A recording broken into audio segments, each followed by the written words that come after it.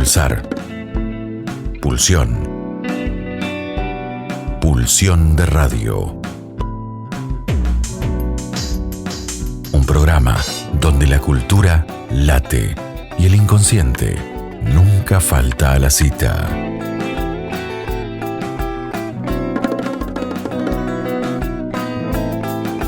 Conducción y producción: Gabriel Pulice, Luis Di Santo, Elga Fernández y Diego Yaiche.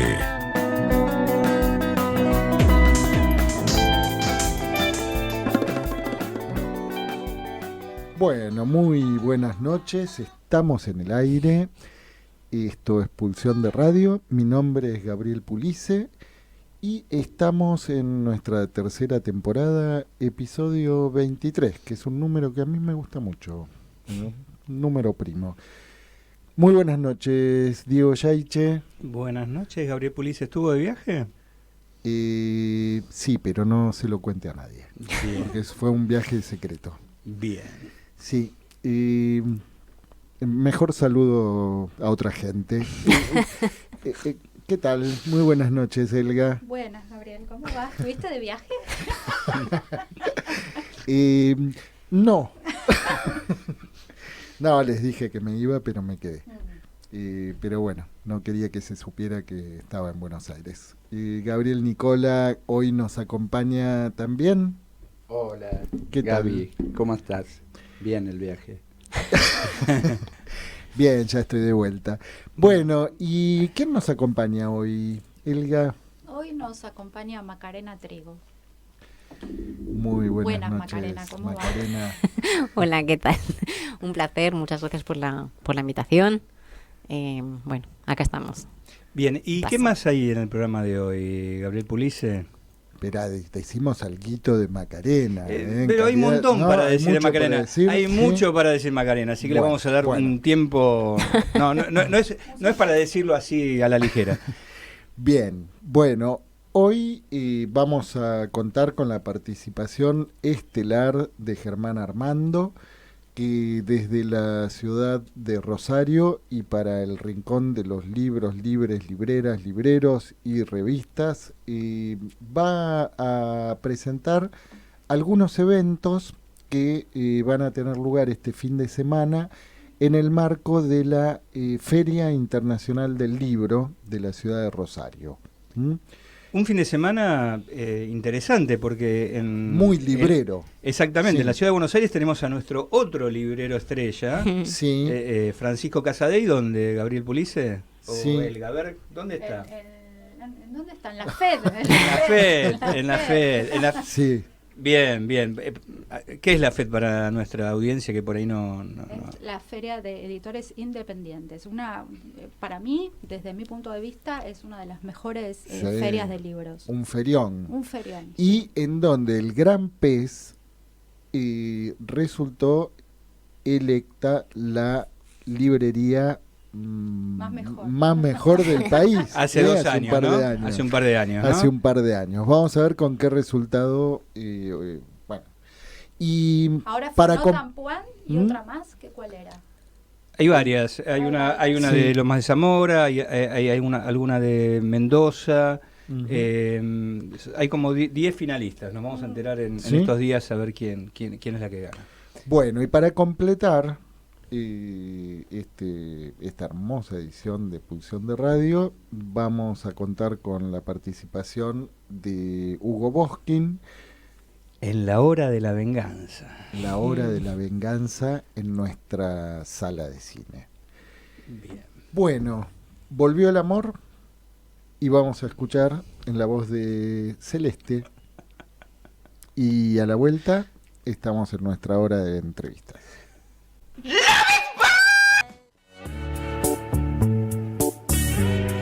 En Pulsión de Radio ya se viene la hora de entrevistas. La hora de entrevistas. Bueno, ahora sí, vamos a presentar. Sí, vamos a presentar a nuestra invitada. Como se merece, ¿eh? Qué miedo. ¿Qué pasa? A ver cómo se merece. Y bueno, entonces voy a cambiar el repertorio. Te voy a contar cómo la conocí a Macarena, bien. porque me parece que es una buena manera de presentarla. Me encanta, sí. Sí, no sabes, ¿no, Macarena? No sé cómo nos conocimos. A ver. No, más o menos hace 10 años estábamos en un grupo de escritoras, o bueno, estábamos escribiendo, no sé si de escritoras, con Leticia Martín, con Solana Lambaduru, con Analía Medina, con Luciana Rabasani, bueno, no sé, otras más que ahora en este momento no recuerdo. Y estábamos comiendo con Leticia y Leticia me dice, vos sabés que conocí a una persona que se llama Macarena Trigo, que hizo una representación leída del libro que ella había editado, que en este momento no me acuerdo cuál es, así que te recomiendo que cualquier cosa que te proponga Macarena Trigo le digas que sí. Ah, mira. Todo así. Fue así. Y no sé, como más o menos 10 días después estábamos en un bar, esas 10 personas que estábamos escribiendo, con Macarena, que nos escuchó a cada una de nosotras pacientemente y nos enseñó a leer. Nos enseñó a leer en voz alta, algo que decía Luis el otro día de cómo un texto se encarna cuando uno lee. Discúlpame. Sí. Confidencia, este libro lo leí con alguien en voz alta. Mira. De punta a punta. Sí. Bueno. ¿Con quién lo leíste? No se ¿vieron? cuenta. Que- No se cuenta. Ah, pero Ajá, tremendo bien. eso, ¿eh? Me da un poco de impresión. Bueno. No se cuenta. Sí, porque Macarena tiene esa escritura muy teatral, ¿no? Que van apareciendo las voces, las enunciaciones, los tonos. Bueno, esa es la manera en la que la conocí, que creo que dice mucho. Nos escuchó pacientemente como 4 horas y nos enseñó a leer en voz alta cada una. Además de eso, de ser muy paciente, Macarena es poeta. Perdón. Sí, un saludo para Mónica, que es la persona con la que leí, la vamos a nombrar. Por favor, Muy bien, Sí, por sigamos. favor. Muy bien. Entonces, Macarena es poeta, es actriz, es directora de teatro, es docente. Bueno, es licenciada en Teoría de Literatura y Literatura Comparada, Historia del Arte y Comunicación y Audiovisual. Estudió mucho Macarena. ¿Qué más, Macarena? Se formó en la compañía española Telón de Azúcar y en Buenos Aires con Cartoon, con Tolcachir, con Odó y con Tamara Kipper, entre otros. Trabaja o trabajó, no sé bien, ahora nos decís, Macarena, como asistente de dirección en la omisión de la familia Coleman desde su estreno en agosto del 2005. Imparte talleres sobre montaje de unipersonales y clínica de obra. Además publicó, es escritora, decíamos, es poeta, Como Puedo, La canción de Meteora, Ser sin orillas, ensayo sobre Ofelia, Rabia y relojería por Editorial Queja. Digo algunas editoriales porque son muchos libros. No Polaroid, digas todo, no digo pasa todos. nada, ya Bueno, está, bueno.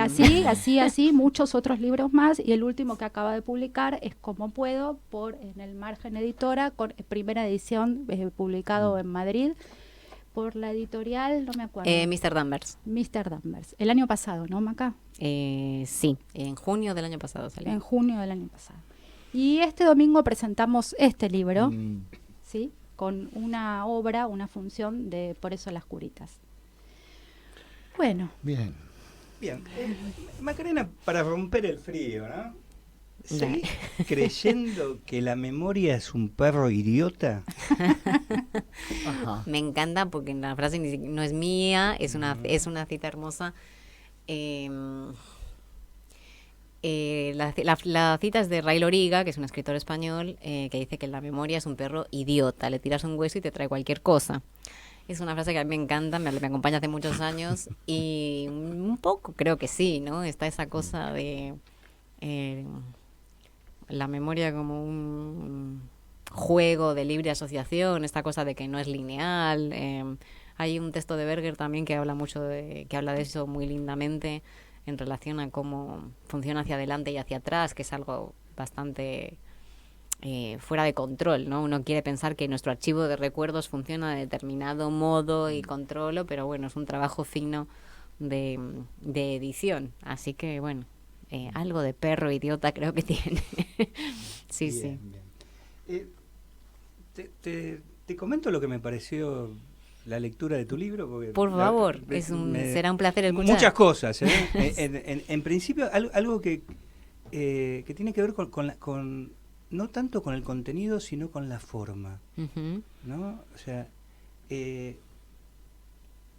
o en todo caso, que el contenido de lo que vos querés narrar, compartir, etcétera, está en la forma misma del libro, ¿no? Y y bueno, ya te voy a citar a vos en un ratito, porque hay algo que tiene que ver con el tiempo, con una manera muy particular de tratamiento del tiempo que encontré en tu libro, ¿no? A mí me vino una imagen anacrónica, porque cuando vos eras pequeña, evidentemente no existía, ya no se usaba más. Había unos grabadores que se llamaban National Panasonic, que fueron los primeros grabadores, digamos, de uso doméstico, ¿no? Que para grabar había que apretar 2 teclas, ¿no? Una era, no me acuerdo, creo que era Rec y Play, ¿no? Y que aparte que había que hacer, eran bastante... Sí, había que hacer bastante fuerza, ¿no? Lo tengo bastante próximo, yo creo que los he llegado a conocer. Bueno, fueron de los primeros grabadores a cassette, ¿no? Sí. Fueron los primeros, ¿no? Sí. Entonces, yo digamos, a medida que iba leyendo el libro, te imaginaba vos, ¿no? Bueno, no te conocía personalmente, pero bueno, uno se hacía alguna imagen, entrevistando con ese grabador National Panasonic, digamos, a las distintas mujeres que aparecen en el libro, digamos, ¿no? Y una cuestión, y en todo caso decime si te parece que estoy en lo cierto, ¿no? Tomando cierta distancia de vos como escritora, sino como vos lectora de tu libro, me pareció en principio una escritura no presuntuosa, ¿no? Pero poderosa. Yo tengo que tomarle distancia sobre eso. ¿Qué puedo decir? Bueno, te agradezco un montón. ¿Qué decir? No sé, yo, pues, o sea, en principio creo que no se escribe sola, se escribe con mucha compañía, una escribe con todo lo que leyó y siempre con alguien en mente. Yo he escrito durante los últimos años sobre todo mucha poesía y teatro. Entonces, la verdad que este libro es la incursión más extensa e intensa que he hecho en lo que vendría a ser un registro más narrativo, si se quiere, aunque no creo para nada en los géneros. Es un libro que también es muy híbrido y que tiene poesía y que tiene, no sé, como que suelo mezclar los códigos, ¿no? dentro en la medida en la que puedo. Y bueno, el proceso de escritura de este libro fue particular por el hecho de que acá yo no estaba escribiendo para alguien en concreto, en el sentido de que, bueno, en el teatro uno escribe pensando, a veces, si no en un actor, por lo menos en esa idea de que después quizás eso se representa. Y en mi caso la poesía también suele tener un interlocutor muy claro. Cuando escribo poemas, como que sé bastante bien a quién estoy amenazando con el poema. Por eso hay que decirle todo que sí. Sí. Sí, viste esa cosa de que, bueno, a mí me gusta mucho cómo la vida se convierte en un poema. Nunca sabes quién te va a regalar la situación poética, para bien o para mal, entonces es una cosa. Y bueno, y acá me encontré bastante, o sea, en ese lugar en el que, bueno, el diálogo era conmigo, en un ida y vuelta. La escritura también, o sea, no empezó en el 2020, pero sí estuvo, se alineó, digamos, ahí durante ese año, ese maravilloso falso apocalipsis que todos compartimos. Creo que sin ese año quizás no hubiera llegado a ser libro, pero bueno, lo que pasó en ese momento, como a tantísima gente, es que ante la ausencia de futuro, ante la ausencia de un mañana posible, a mí lo que me pegó la cámara del tiempo fue, bueno, mirar para atrás. Mucho rebobinar, mucho ver qué había quedado atrás y entrar en eso. Entonces, y bueno, y ahí la escritura me ayudó mucho. Yo todavía no puedo creer que sobreviví a todo. Imagino que a muchos nos sucede, ¿no? Que sobreviví al 2020 pegada a la computadora, era lo único que uno tenía para agarrarse en lo bueno y en lo malo, y el trabajo venía por ahí, el tiempo libre venía por ahí, la escritura también se demarcó por ahí. Pero bueno, dentro de esa soledad, acá la compañera Elga Fernández tomó un partido muy decisivo en ayudarme en ese paso de escritura, porque hubo un momento en el que ella fue una de las personas que más me animó a dar este paso de escribir sobre la infancia, sobre la experiencia vital, sobre el teatro, la ficción, qué sé yo, un montón de cosas. Y en un momento era como que yo ya no podía seguir hablando conmigo, así que le dije a Elga, bueno, empecé a leer esto y andame haciendo preguntas. Algo así fue. Y la verdad que fue, nada, sin esa intervención yo creo que no hubiera llegado a ningún sitio la escritura. Ahora, vos decís, bueno, la computadora, sin embargo, hay algo muy analógico en este libro. En mi persona, yo soy totalmente analógica. Yo siempre digo que vivo en el siglo XIX, yo soy totalmente neoclásica. Preanalógica, entonces. Sí, sí.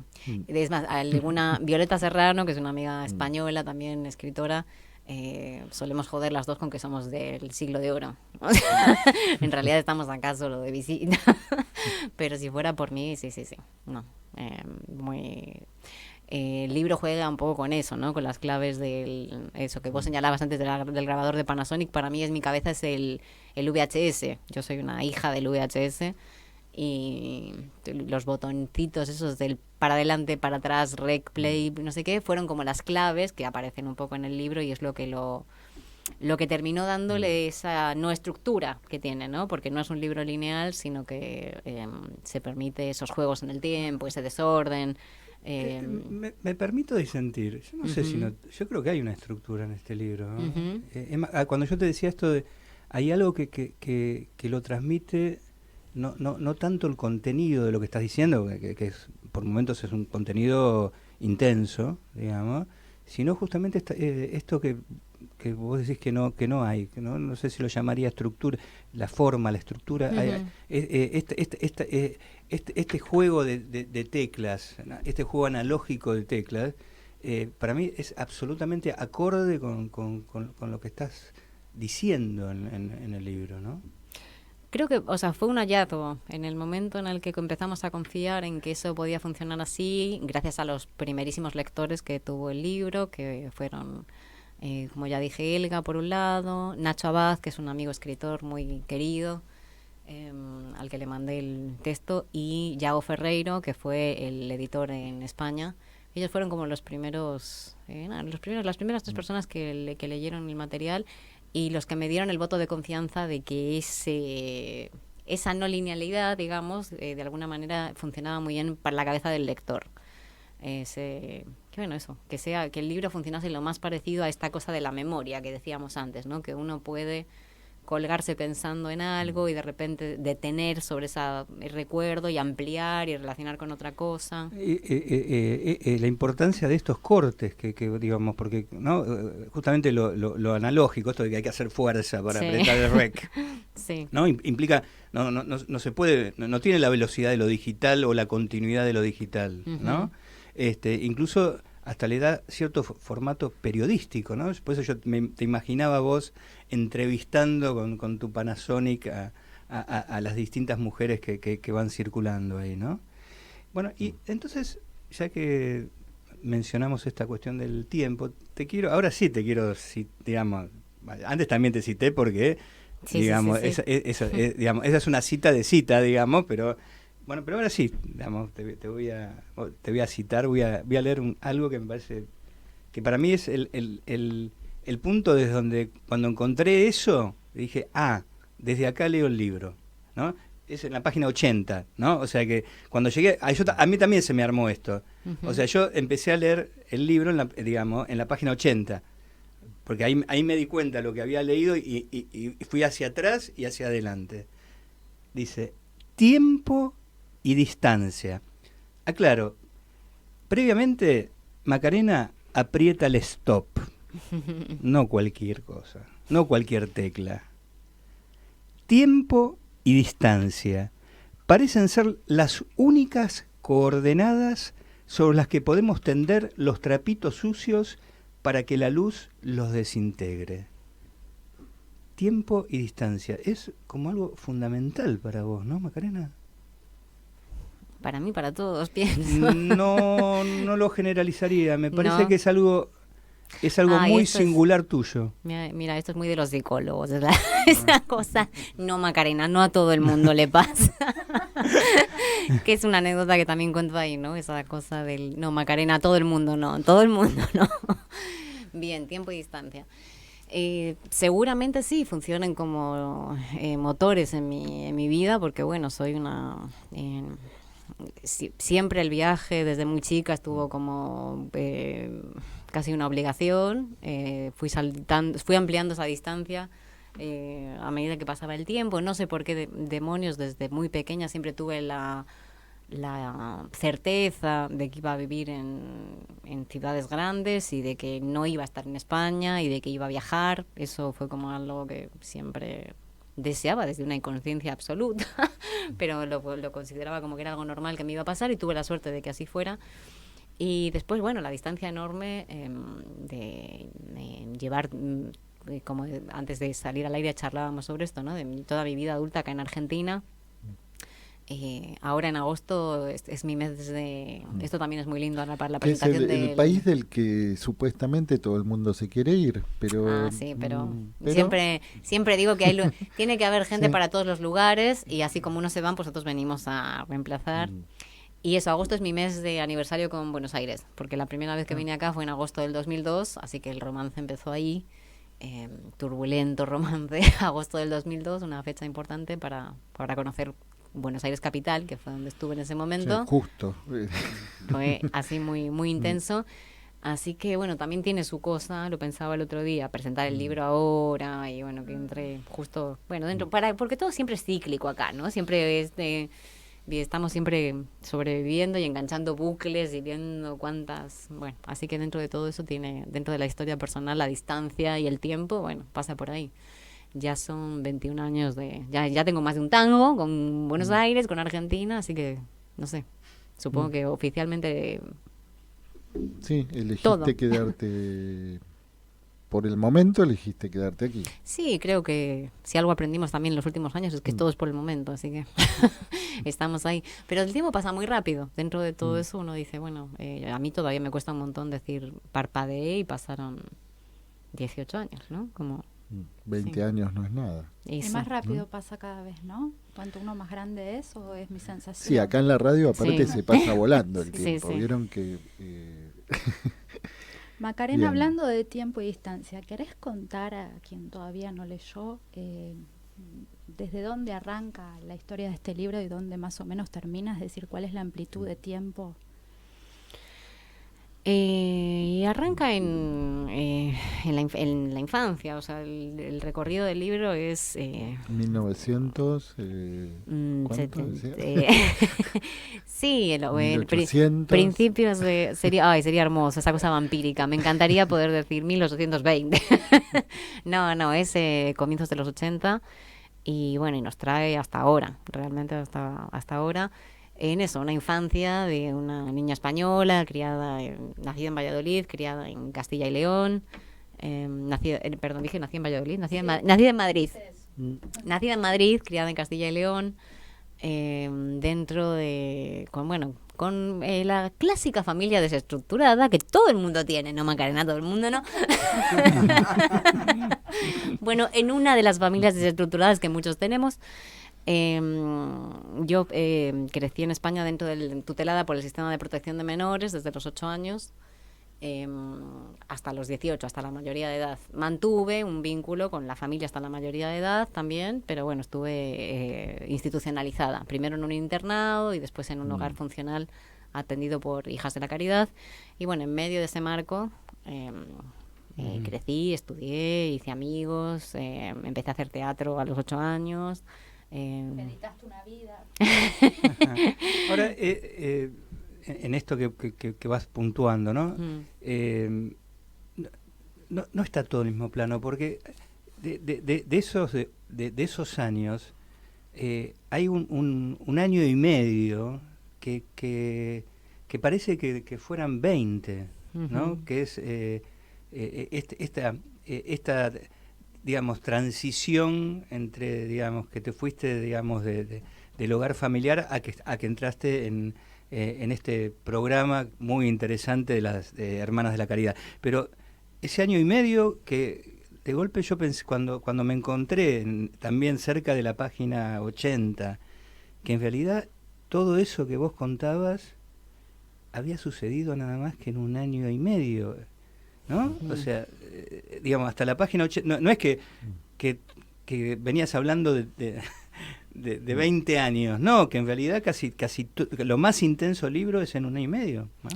Sí, porque bueno, ese año y medio es el tiempo que transcurre en el internado. Sí. Entonces ese, bueno, fue el cambio grande de mi vida, de pasar del círculo familiar, donde las cosas eran particularmente complejas, pero bueno, no deja de ser el círculo familiar, es tu normalidad, digamos, de infancia, es lo que conoces, así que no sabes que hay otro mundo afuera, a pasar a esto, al ser tutelada y durante un tiempo mi madre perdió la tutela y estaba institucionalizada en el internado, digamos, y bueno, y es mucho lo que pasa en 1 año y medio cuando tienes 8 años, ¿no? Como que ese fue el periodo en el que yo estuve ahí. Y muy grande también la salida de pasar de vivir en un pueblo muy chico, donde tu madre es la única, estaba mi madre, mi abuela y mi hermana pequeña como únicas referencias, a de repente, bueno, estar en una institución donde estás con un montón de niños, en una ciudad grande, en un colegio nuevo, y convirtiéndote en prácticamente autónoma, ¿no? Encarando todo eso. Fue como, bueno, un salto, sí, importante. Lo recuerdo con mucha intensidad, porque es una cosa que es mucho el cambio. Retomo lo de tiempo y distancia, y escuchándote y escuchándolo a Diego, hilvanar, te diría casi como el balbuceo que hacía Elga para presentarte, que me parecía que hablaba un montón, esas sonoridades que eran como sabores, como sentidos para decir quién sos o quién eras. Y el tiempo y distancia, bueno, en el boxeo es tiempo y distancia para dar el golpe, que es como un punto también. Eso me lo explicaba una vez un paciente que, supervisándolo, habla del tiempo del acto para intervenir. Entonces, como vos lo pones en resonancia al tiempo y distancia de ese momento que situaba Diego de tu infancia, ¿cómo fue esa intervención de pasar a ese lugar? Porque me parece que ahí también estás vos y lo que hablás en tu escritura. ¿Cómo fue el salto, querés decir? Sí, ¿cómo fue eso? Ahora, yo voy a una moción de orden. Les propongo que vayamos a escuchar un tema musical. Bien. Y a la vuelta respondemos la pregunta de Gabriel. Así lo ordeno, dale. Bien, vamos a No llora, el cuarteto de Nos. Muy bien, muy lindo tema. Sí, quedó la pregunta en el aire. La pregunta de Gaby. Bien, la cuestión es cómo hago ese salto de estar con mi madre a pasar a estar institucionalizada. Bueno, el contexto, en mi casa había un ritual que lo cuento también en la obra Por eso las curitas, que es una obra de teatro, es un unipersonal, con lo que acá consideran, todo el mundo conoce como biodrama, digamos, dentro de esa línea, por así decirlo, y ahí lo cuento. En mi casa había un ritual que consistía en que cada tanto mi vieja decía que nos íbamos a vivir a casa de mis abuelos, estaban en Sevilla ellos, y armábamos el bolso de viaje para irnos, porque en algún momento, había que irse ya porque mis abuelos iban a venir, inminentemente iban a venir a buscarnos y nos íbamos a ir a vivir con ellos y ella iba a hacer su vida. Eso era cíclico, cada X momento se armaba, el bolso quedaba en la puerta de casa y bueno, empezábamos a esperar a que vinieran los abuelos, que no, por supuesto no llegaban nunca porque jamás se enteraban de nada, era una cosa que le pasaba a mi mamá nomás. Entonces bueno, estábamos ahí, y una de esas veces que hacíamos eso, era sábado por la mañana, yo estaba viendo el programa de televisión que más adoraba en ese momento, que era La Bola de Cristal. Es un programa que marcó a toda mi generación. Vos decís La Bola de Cristal en España y hoy por hoy, todo el mundo sabemos de lo que hablamos. Pasaba los sábados a la mañana y era un programa de esos de larga duración, de cuando la tele no funcionaba como ahora, sino que te duraban 3-4 horas y iban enganchando cosas, sketches, canciones, marionetas. Era espectacular. Entonces era como el acontecimiento del sábado a la mañana. Mi mamá tuvo el arrebato en ese momento y yo me enojé tanto porque me estaba perdiendo mi programa favorito por ese espectáculo que ella ya estaba harta de reproducir. Porque realmente pasó eso, ¿eh? O sea, yo siempre digo, si esto hubiera pasado otro día de la semana, no sé qué hubiera sido. Pero me reventó mi programa favorito. Entonces dije, ¿sabes qué? Me voy a la mierda, mamá. Entonces realmente, bueno, me hice cargo, o sea, el simulacro de viaje que habíamos sostenido durante años, yo dije, bueno, pues lo realicé en la medida en la que podía. No sé por qué en la fantasía de mi vieja era la Guardia Civil la que nos tenía que llevar a casa de mis abuelos, por ahí. Entonces yo lo que hice, a la Guardia Civil no me atreví a ir, obviamente, pero sí, agarré el bolso y a mi hermana pequeña, y mi abuela nos acompañó en medio de todo ese quilombo a ver dónde íbamos, y yo lo que hice fue presentarme en el ayuntamiento, en la municipalidad del pueblo, donde éramos más que conocidas por el sistema tan desequilibrado en el que estábamos. Digamos, teníamos al asistente social que nos seguía el caso y demás, pero era sábado, el asistente social venía el miércoles, entonces no había nadie ahí para hacerse no había nadie ahí para hacerse cargo de una situación en la que, bueno, nada, yo era una niña de 8, mi hermana tenía 5 y mi pobre abuela no dejaba de llorar y no se entendía mucho de la situación, y yo llegué y dije, mira, la verdad que no puedo mal con mi mamá, no la soporto, o sea, es como más o menos dentro de todo, ¿no? Fue mucho más dramática la cuestión, ¿no? Pero bueno, realmente fue como esa fue la gota, digamos, que colmó el vaso ante las autoridades, porque ya fue como una cosa de, bueno, esto no está bien, estas niñas no sé qué, deberían estar. Y el alcalde del pueblo en ese momento se hizo cargo, intervino, y bueno, algo que, o sea, lo que normalmente era una interna de casa, pues se convirtió en algo que pasó de manos a las autoridades, y nos llevó al internado, que ya estaba en Valladolid, que era capital de provincia, digamos. Así que bueno, nada, en un ratito mi vida cambió para siempre. Y era ¿Naciste en Valladolid? No, nací en Madrid. No, pero vos dijiste que naciste Sí. en Valladolid. Nací muchas veces. Ya estoy como en esa, sí. Así que bueno, ese fue el salto, así como que en una cuestión de una hora, de repente todo mi mundo cambió y estaba ahí en un internado. Era la bola de cristal. Sí, bueno, sí. Pero a mí me resonaba algo que nos va a sonar acá, que era el Sábado de la Bondad. Que era un programa en su momento que duraba todo el día. todo el Claro, día. sí, ese tipo de Pero me parecía que había algo de eso que era íntimo y que era también con un espacio como en la tele, digo, en otro lugar. Ahí sí había una afuera y algo de dónde agarrarse. Al menos vos pareciera que te agarraste. Totalmente, sí. Y en lo que uno puede leer o husmear, que ha sido mi caso, sobre tus distintos modos e intervenciones en la creación, creo que todo el tiempo estás buscando ese lugar. Sosteniéndote en la escena, Sí. ¿no? Agarrándote de la escena, construyendo una escena, inventándola, editándola. Sí, medio inconscientemente. La televisión en mi casa estaba prendida 24 horas al día. O sea, bueno, el rato que íbamos a dormir, listo, ahí se apagaba, ¿no? Pero estaba todo el tiempo, y hablamos también de un momento en el que la televisión española tenía 2 canales al comienzo. Recién en España empezó a haber canales privados a mediados de los 90, ¿no? O sea, empezó a haber como más alternativas, pero antes eran 2 canales y te veías absolutamente todo lo que pasaba, ¿no? O sea, no había como mucha...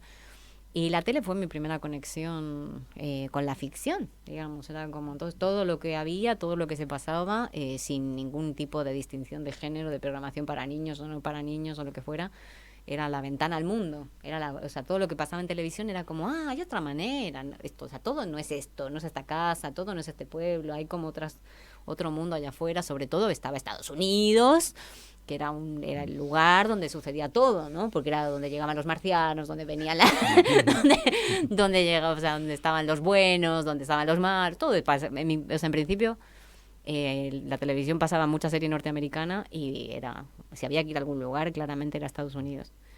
Entonces, bueno, sí, fue mi primera gran conexión con el mundo. Pero no fuiste a Estados No Unidos. fuiste a Estados Unidos. Fui, pero no me quedé.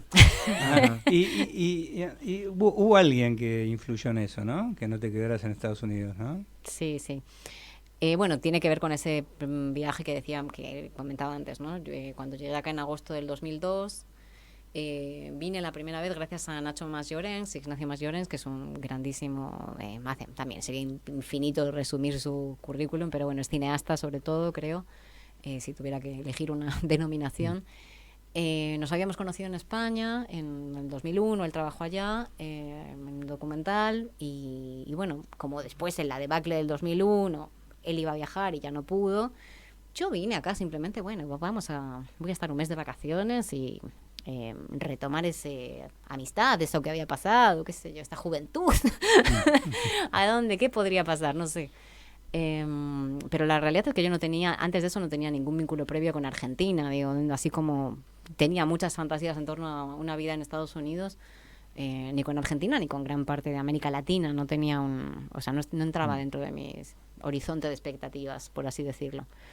Y ese mes acá, gracias a Nacho, su forma ama mucho Buenos Aires él, y a su forma de mirar esta ciudad y de revelármela, y de, bueno, todo lo que vi también de ese momento del teatro independiente, que era absolutamente espectacular y nada parecido bajo ninguna circunstancia a lo que yo conocía del teatro en España. No tenía nada que ver con lo que nosotros hacíamos allá. El teatro en cualquier sitio, con una urgencia increíble. En ese momento, obvio, todo era la gorra. Terminaba la función o lo que fuera, y el discurso de los actores era muy impresionante para decir, bueno, esto es a la gorra porque es lo que hay, pero esto es con lo que yo tengo que comer y dar de comer a mis hijos, y esto es... Y a mí eso, o sea, me partió la cabeza, porque en España eso no existía, ¿viste? Era como... Ni hablar del ecosistema de espacios donde se hacía teatro en un garaje, en una casa. Bueno, todo era... fue otra... Yo entendí que el teatro, que a mí me acompañaba desde los 8 años, podía ser muchísimas más cosas. Entonces, bueno, nada, un mes después yo me subí al avión, siempre lo cuento, llorando porque no me quería ir, o sea, fue como muy así, hubo un antes y un después radical. De hecho, cuando llegué a España me preguntaron, ¿qué tal te fue el viaje? El año que viene vuelvo, y fue así, regresé en el 2003, y nada, Buenos Aires se convirtió en mi objeto de estudio, mi objeto de deseo. Mi plan de estudios en literatura se empezó a centrar específicamente en la ciudad de Buenos Aires y en algunos autores argentinos. Y lo del teatro, bueno, me superó. Como que ahí, nada, el teatro argentino fue lo que me terminó de atrapar, y bueno, ya aquí estamos. Se armó eso. Maca, te preguntaba cuál era el lapso de tiempo que contaba el texto, pero vos dijiste la infancia, pero no dijiste dónde termina el texto. Sí, bueno, claro, empezamos ahí, pero termina prácticamente en el presente, digamos, ¿no? Porque o sea, la escritura también está atravesada, no se centra en eso, pero se menciona el COVID, digo, como que estamos en ello. Se menciona, ¿no? Que hubiera sido de nosotros si el COVID no hubiera pasado por acá. Así que... la historia de la misión de la familia Coleman se menciona, ¿no? Está mencionada ahí. Bueno, el vínculo con el teatro para mí fue fundamental, o sea, formo parte de una obra que tuvo una historia bastante extraordinaria dentro de lo que es el teatro porteño de acá, y es que me incorporé en 2005 como asistente de dirección a la misión de la familia Coleman de Claudio Tolcachir, y bueno, eso también fue determinante para que yo finalmente no me fuera a Estados Unidos de un modo bastante azaroso, porque la obra se estrenó en agosto del 2005, yo tenía una beca, ahí sí, para irme a Ohio, donde iba a seguir con mis estudios de literatura y demás, pero yo apenas estrenamos eso, que en aquel momento creo que la entrada salía, no sé, 15 pesos, y vivíamos todos de otra cosa, evidentemente. Yo en ese caso de mis ahorros estaba con pasaporte de turista, iba a estar acá 3 meses, no tenía ninguna otra intención, no sabía que iba a pasar todo eso. Estrenamos la obra, y yo lloraba después de las funciones, porque para mí era clarísimo que era lo mejor que me había pasado en la vida, que mis amigos no la iban a ver, que no podía desligarme de eso, que era una creación que yo me incorporé a la obra en el primer día que los actores leían el texto completo. Ellos ya venían trabajando mucho tiempo anteriormente con improvisaciones y trabajos sobre los personajes, pero el día que ellos leían el texto, yo llegué. Y resulta que el texto tenía mucho que ver conmigo. O sea, esas cosas azarosas es como una locura, ¿no? Pero el personaje de Memé en esa obra para mí es un eco muy profundo de cómo era mi madre en muchos planos. O sea, ese tipo de actitud, ese tipo de, no sé, inmadurez, digamos, ¿no? De alguna manera que tiene ese personaje. Y fue tremendo escuchar la lectura de ese texto y sentir que estabas en la obra que mejor ibas a entender. Fue espectacular. Y bueno, la obra se convirtió en clásico. En un clásico, sí. O sea, es un espectáculo que lleva 3.000 funciones encima y que solamente la pandemia la bajó, porque estuvimos sin interrupción todas las temporadas que... Ya, yo te cuento una infidencia. Por favor. Porque nosotros, hablo en plural, el otro día estuvo Eugenio Soto, que estábamos del otro lado, porque al momento que se estrena La familia Coleman, el otro gran espectáculo en su momento era Un amor de Chajarí, que estaba Soto, estaba la petiza Silvia, Analia Sánchez, y los Coleman nos rompieron el culo, llevaron todos los premios. Pero de verdad que aparte es re interesante lo que ubicas, y además lo que ubicas después del 2001, la revolución, la reverberancia de espacios, de lugares y la necesidad. Mirá, en ese año yo retomé mi relación al teatro en el Hospital Álvarez, en donde Federico Pavlovsky con la vieja, con Susana Torres Molina, se armó un espacio para los profesionales de indagación y de juegos teatrales, pero eso pasaba en toda la ciudad y realmente fue un fenómeno. Y lo que sucedió con esa obra y con el espacio de Tolcachir... Sí, o sea, bueno, para mí fue un milagro, porque realmente yo era muy joven. Mi vínculo con el teatro había sido siempre como una actividad extraescolar vital para mí, imprescindible desde los 8 años, pero no es que yo venía con un trabajo hecho en España como profesional, ni mucho menos. Eso es muy fuerte. Digo, leí en algún lugar que decís, casi te define o te arma como persona la relación al teatro. Y eso es algo que pulsa por siempre. Mientras te dé el cuore, eso va a estar, no sé, si en una poesía, en un libro, en una escena. Sí. Es algo que lo aprendí a identificar con los años y que Buenos Aires me dio mucha conciencia sobre eso. Creo que podría haber sido muchas cosas, pero creo que si no hubiera sido por el teatro jamás hubiera sido persona. Lo tengo muy claro. O sea, persona... ¿Qué te hubiera gustado ser si no fueras persona? Claro. Como el test de venta. Claro. No me acuerdo cuál.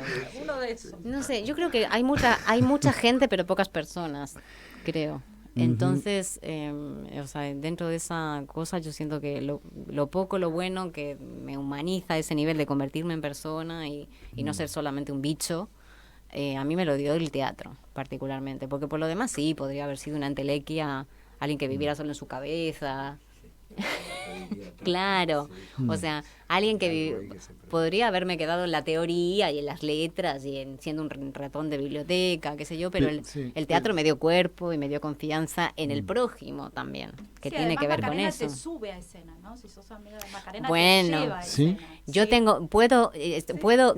puedo decir con mucho orgullo que yo conseguí que Elga actuara. Yo conseguí que Elga memorizara un texto, se vistiera, respondiera a público, o sea que, bueno, fue un vínculo interesante, muy interesante. ¿Y ahora el domingo también va? No. El domingo actúa Macarena. Macarena, ¿y el libro? ¿Fue un proceso para vos? ¿Hay un antes, un después? ¿Qué te pasó con haberlo escrito? Eso nunca te lo pregunté. Bueno, viste que, o sea, esto es como el teatro, que los libros tienen su tiempo, ¿no? También tienen un post. Hay algo de... La verdad que cuando lo terminé fue como, bueno, ¿y ahora qué? Porque ya está, o sea, además es muy grave, o sea, la gente... El chiste de, bueno, ya escribiste tus memorias, ya te puedes morir tranquila, ¿no? O sea, ya está, después Como de esto... que ya te vaciaste. Claro, después de esto... Sí. Y te agarra ese vacío, ¿no? Siempre después de un proceso de escritura te agarra como una sensación de... Y fue medio tremendo porque dije, la verdad que no sé si tengo algo más para decir, algo más para contar. Fue como un poco... me vino un blanco importante. Pero algo que me gusta mucho de los libros y que el teatro no funciona así, es que el libro va solo, en el mejor de los sentidos, ¿no? Una tiene que acompañarlo, tenés que esto que estamos haciendo de las tareas de difundirlo y todo eso. Pero también es verdad que te olvidas de que ese libro circula y de repente alguien lo lee y no te conoce de nada y te llega un mensaje. Entonces, ¿no te es un años libro después. distinto a otros? ¿Es un libro que está en la serie de los restantes o no? No. Es distinto en el sentido de... ¿cómo decir? A ver, es distinto en el sentido de que quizás... Tenés más implicación en este libro. Eso es creo que con todos, se sufre igual con todos, pero hay algo de, quizás a mí me cayeron más fichas sobre cómo funciona el personaje, ¿no? Desde ese lugar en el que te desdoblas y la autobiografía o la no autobiografía, esto que decimos, que tampoco yo creo mucho en la autobiografía, pero si has sido capaz de mirarte desde afuera y generar ese personaje y, no sé, una amiga que es periodista en España en una de las presentaciones me preguntaba, bueno, ¿qué pensás de ese personaje? ¿Qué pensás de esa chica ahora que ya leíste, de esa mujer ahora? ¿Qué cosa? ¿Por lo menos te cae bien? Y me quedé así, bueno, me cae un poco mejor. O sea, hay algo de entender un poco más la historia. También la escritura nos ayuda a eso, ¿no? Como a entender determinadas cuestiones que quizás de otro modo no llegas a ordenarlas tanto, ¿no? ¿Y hay en filigrana una carta de amor en ese libro? Creo que hay varias. Sí, creo que hay varias. El amor en el mejor de los sentidos, que para mí es el que está relacionado con los amigos. Después el Vía Crucis del amor romántico, que es una putada infinita. Y que se va turnando, ¿no? Porque el amor romántico es ahora te lo sostiene uno, después te lo sostiene otro. La fantasía esa. Y bueno, una cosa es otra de las... creo que varias personas me llaman la atención sobre eso del amor será siempre una pregunta, que supongo que para vosotros como especialistas de vuestra materia también tendréis mucho que decir. En amor. Mucho que decir al respecto, ¿no? Pero sí, es el amor forma parte de todo el... Más que decir que escucharte, diría.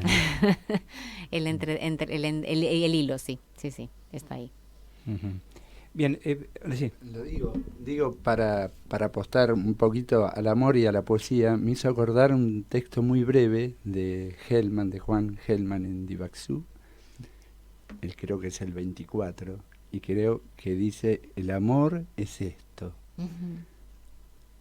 una palabra que está por decir, un arbolito sin hojas que da sombra. Espectacular. ¿Qué vamos a decir mejor que eso? Bueno, y nos pueden, digo nos pueden porque Elga tiene algo que ver en el asunto, contar del domingo y qué relación tiene por eso Las Curitas con este libro. Bueno, el domingo vamos a hacer la presentación del libro acá en Buenos Aires, porque ahora ya está circulando, salió la preventa y ya se está distribuyendo. Pero todavía no lo hemos presentado y el domingo lo presentamos después de una función de Por eso Las Curitas. Es la obra que nombraba antes como unipersonal biodramático. Esa obra la estrené en 2014 y bueno, fue la primera vez que generé un material relacionado con mi infancia. Fue el primer texto que logré escribir sobre eso, porque había tratado muchísimas veces de escribir sobre ello sin llegar a ningún lugar, nada que se sostuviera. Y ese texto estuvo como 1 año y medio acompañándome y no lo borraba y volvía y lo empecé a compartir y jamás lo escribí con la intención de que fuera una obra de teatro, ni muchísimo menos. De hecho, fantaseaba que iba a hacer una cena, iba a invitar amigos, iba a leerlo, no sé, una especie de obra de teatro, solapada. Claro, bueno, pero algo más, viste, como un poco más, mucho más íntimo y más, no sé. Para mí escribirlo fue muy sanador en su momento. Pero bueno, gracias a Francisca Ure y Paloma Lipovetsky, que fueron las primeras personas que lo escucharon y que me acompañaron mucho en esa instancia, me animaron a que lo convirtiera en obra y después intervinieron Sol Soto y Dalmira Santaleifer, que son los que pergeñaron el dispositivo escénico que me acompaña, que es muy analógico también, son fotos que proyectamos imágenes que son fotos intervenidas con animaciones que generó Dalmiro. Y yo en el momento en el que vi las fotos proyectadas, dejé de pensar en el texto. Vi el dispositivo y empecé a confiar en esa plástica. Dije, a mí me encantaría ver una obra con esto. O sea, entendí como que las fotos, que los dibujos, y ahí empecé un poquito me dejó de dar miedo la cuestión textual y el tener que estar yo en primera persona sosteniéndolo. Empecé a confiar en eso y a día de hoy siento que ese dispositivo es mi compañero cuando actúo, porque notas mucho la energía de la gente detrás de las imágenes, lo que pasa ahí. Las imágenes compensan con mucho humor lo que yo cuento también, entonces funciona muy bien. Y bueno, eso se estrenó en 2014.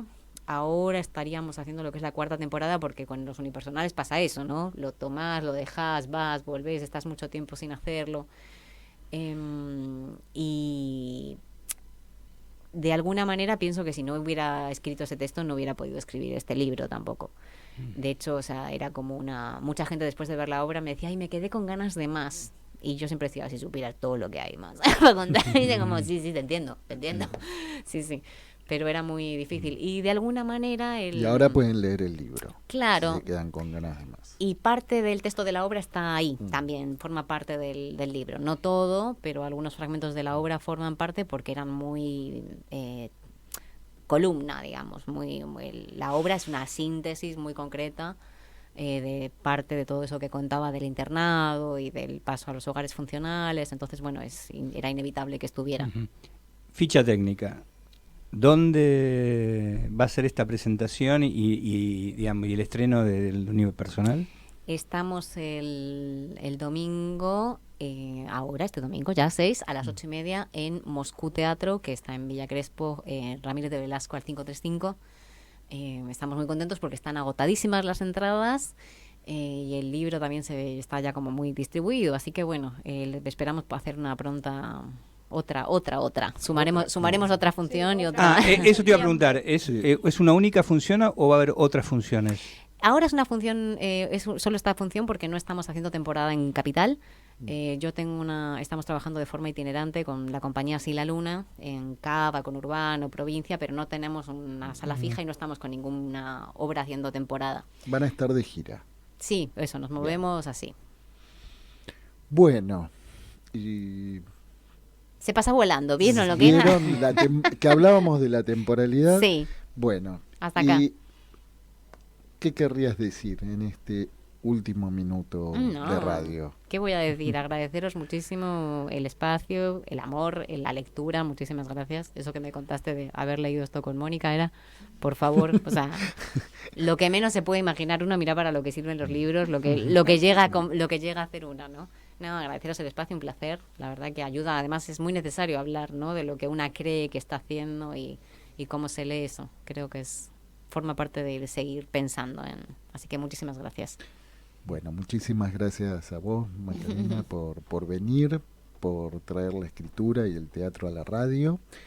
Y bueno, nosotros nos vamos a ir a una tanda comercial y a la vuelta nos vamos a Rosario a hacer un paseo por la Feria Internacional del Libro. En Pulsión de Radio ya se viene El Rincón de los Libreros, la columna que en tu biblioteca no puede faltar. Muy buenas noches, amigos de Pulsión de Radio. Un gran abrazo desde la ciudad de Rosario. Es una alegría poder saludar a la mesa, Elga, Diego, Gabriel y por supuesto a toda la audiencia.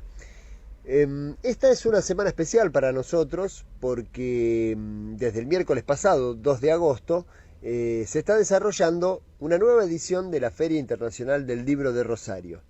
Seguramente no se compara en escala con la Feria de Buenos Aires, pero es un evento realmente muy convocante y muy importante para la industria del libro y sobre todo para las librerías locales, porque a diferencia de la de Buenos Aires, no es una feria propiamente de editores, sino que los editores, para no afrontar el costo de logística y desplazamiento y de atención de los stands, se apoyan mucho en las librerías de acá.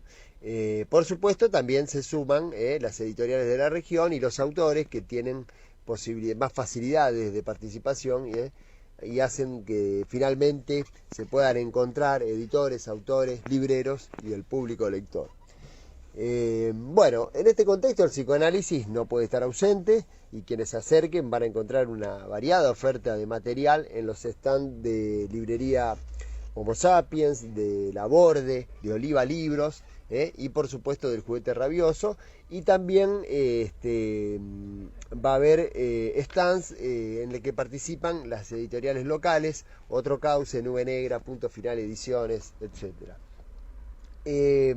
Al mismo tiempo se van a desarrollar toda una serie de actividades, de charlas y presentaciones de libros, muchos de los cuales relacionados con el psicoanálisis, y quisimos entre todos ellos destacar 3 eventos y conversamos con sus protagonistas para que le cuenten a la audiencia de Pulsión de Radio cada una de las propuestas.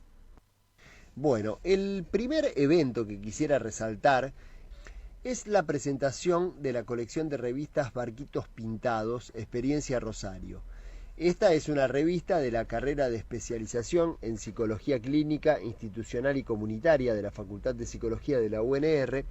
La dirige Silvia Grande y el editor es Claudio Cunio. Con Claudio precisamente tenemos la posibilidad, y agradecemos su gran predisposición para atendernos, con Claudio tenemos la posibilidad de conversar para que él nos cuente qué es lo que va a estar sucediendo este jueves 10 de agosto a las 19:30 en la Sala Beatriz Vallejo del Centro Cultural Fontana Rosa, donde se va a presentar la revista.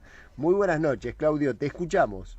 Hola, Germán. Bueno, antes que nada quisiera agradecerte a vos y a la librería El Juguete Rabioso por habernos permitido presentar en un ámbito tan prestigioso como el de la Feria Internacional del Libro de Rosario esta colección de 6 revistas que, como bien explicás, son de la carrera de especialización en Psicología Clínica, Institucional y Comunitaria de la Facultad de Psicología, acá de la Universidad Nacional de Rosario.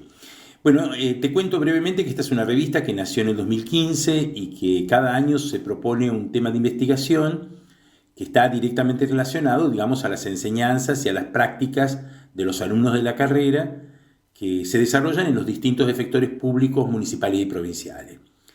Bueno, una vez que elegimos el tema de la revista, intencionalmente de actualidad, graduados de la carrera reescriben en un formato artículo los resultados de la investigación final que presentaron para aprobar la carrera y obtener así sus títulos de especialistas. Obviamente pertinentes al tema que elegimos como línea editorial de la revista. Bueno, a partir de ese momento hay un staff de más de 16 psicólogos que forman el comité de redacción, digamos, y organizan las secciones y los contenidos del número anual. El actual, el que vamos a estar presentando ahora el jueves 10 de agosto a las 19:30, lleva por título Historia y Trauma, y afrontamos el concepto de trauma, que es nodal en la teoría freudiana del psicoanálisis, así como su adjetivación en lo traumático, su cruce con eventos del siglo XX en la declinación de Gran Historia. Lo hacemos a través de conferencias con expertos internacionales, ensayos, reportajes, entrevistas a testimonios privilegiados, diálogo con docentes de la carrera de psicología y la publicación todos los años de algún documento inédito. Bueno, los contenidos de este número van desde testimonio de curadores de enfermos de COVID en la conferencia de François Dabuan, análisis y reflexiones sobre la Shoah, el genocidio armenio, nietos y nietas y la experiencia de abuelas, el genocidio de pueblos originarios a través de testimonios del juicio de Napalpí, Malvinas y sus hombres, los derechos humanos en los jóvenes y la memoria, las violencias de género. Bueno, como ves, digamos que el abanico de argumentos es bastante amplio. El jueves próximo nos van a acompañar para presentar la número 6, Victoria Quintero, que va a hablar de la experiencia de los graduados de la carrera en contextos traumáticos en la ciudad de Rosario. Iván Fina, que es docente de la Facultad de Psicología y miembro de Abuelas de Plaza de Mayo, va a compartir con nosotros la experiencia del archivo biográfico familiar en Abuelas. Y Ana Arzumañán, que es abogada y escritora, va a viajar desde Buenos Aires para compartir con nosotros el testimonio de la diáspora armenia en Argentina. Bueno, desde ya invitamos a todos y todas a compartir este intenso trabajo que culmina en esta publicación anual y que en este número ofrece la posibilidad de una profunda reflexión sobre el tema historia y trauma. Muchas gracias, Claudio. Va a estar interesantísimo. Es un clásico que no puede faltar en una feria del libro en Rosario, una charla sobre psicoanálisis a cargo del psicoanalista Ángel Fernández. En esta edición va a tener lugar el domingo 6 de agosto a las 19 horas en el tercer piso, espacio Hugo Diz. Ahí Ángel preparó una charla que se llama Desorientación en el siglo XXI, ¿qué dicen los analizantes? Y por eso vamos a conversar un ratito con él, que nos va a contar qué se trae entre manos. Muy buenas noches, Ángel. Muy buenas noches, Germán. Muy buenas noches a todos los amigos y a las amigas de Pulsión de Radio. Qué placer estar acá, muy agradecido por este trabajo que se toman de divulgar algunas de las actividades vinculadas al psicoanálisis en nuestra ciudad. Muchas gracias. Sí, la conferencia lleva este título de Desorientación en el siglo XXI, qué dicen los analizantes, un poco porque es de algún modo hija del trabajo que venimos haciendo en el curso anual de psicoanálisis, donde tenemos esta consigna de popularizar sin vulgarizar hasta convertir al psicoanálisis en un asunto de debate público. Esta meta, digamos, genera una serie de actividades, de organizaciones, de transmisiones, de estudios, y de este modo se inscribe esta conferencia en ese trabajo colectivo que venimos haciendo en el CAP. Tiene un poco esa idea de divulgar lo que pasa en una sesión analítica desde lo que es la palabra analizante. Y en esa línea también nace un poco de cierto cansancio de los expertos, ¿no? Que todos padecemos hoy, porque todo el mundo sabe exactamente cuáles son los pasos, los métodos, las cosas que hay que hacer para, desde hacer una tortilla hasta construir un portaaviones, ¿no? Y lo vemos en televisión, en radio, es un aluvión de expertos. Yo mismo me encuentro a veces hablando como un experto de cosas de las que no tengo idea. Es como una especie de fiebre del experto, y un poco cansado de eso, me gustaba poner en escena el decir de esta figura completamente nueva en la cultura, que es la figura del analizante, de alguien que, digamos, como me gusta decir, busca en la palabra que busca, ¿no? Pero más allá de los juegos de palabras, podríamos decir que me quiero presentar como un desorientado, es decir, como un analizante. Pero el analizante se desorienta por su síntoma, y también encuentra en esa desorientación un modo de organizar los pasos que va a dar. Es decir, que es una desorientación que termina produciendo efectos de orientación, ¿no? La orientación, digamos así, por el síntoma. Entonces quería poner un poco en escena esta palabra paradójica, esta palabra que tiene su suspensión de la utilidad con la que usamos el lenguaje en términos de la vida cotidiana, donde el utilitarismo simbólico requiere que, bueno, usemos nuestro lenguaje de modo tal que nos sirva para algo. Esta suspensión de la utilidad que se produce en la sesión analítica permite, bueno, cierto, vamos a decir, encuentro con el poema al modo, como decía Lacan, no porque seamos poetas ni porque hagamos lindas poesías, sino porque el sujeto es poema. Es decir, que el valor no es tanto el poema en sí que puede generarse, o los bellos momentos poéticos que puede tener una sesión, sino más bien esta aparición de la enunciación como poema, y fundamentalmente como sorpresa, porque la verdad que si algo hace amable una experiencia difícil, como es la experiencia del inconsciente, la experiencia del análisis, es esta sorpresa que nos depara el decir permanentemente, ¿no? Y en esta sorpresa del decir, en estos hallazgos de la enunciación, en estos momentos de encuentro con algo inesperado y valioso, bueno, me parece que reside uno de los momentos felices de una experiencia que suele tener momentos bastante difíciles de sostener. Entonces me quería presentar yo mismo, no como un experto, sino como un desorientado, digamos, un desorientado laborioso, si se quiere, ¿no? Que sería, porque el analizante es bastante laborioso, y esa reunión de desorientación y trabajo suele producir algunos caminos posibles para cada uno.